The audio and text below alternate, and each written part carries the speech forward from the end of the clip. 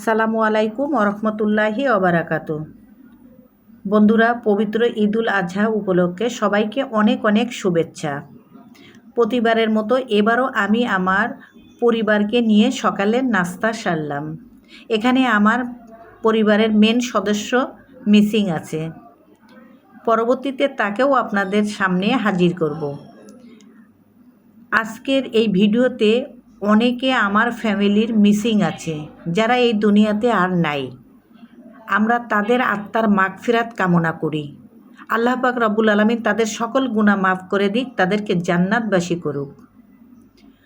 আমি আমার ফ্যামিলিকে নিয়ে অনেক সুখে আছি, ভালো আছি, কিন্তু আমাদের ক্ষণস্থায়ের জন্য এই দুনিয়ায় আসা হয়েছে। খুবই অল্প টাইমে আমাদেরকে শর্ট টাইমে চলে যেতে হবে। সবাইকে এই মাথায় চিন্তা করে সবাইকে সেইভাবে আমল করার তৌফিক দান করুক।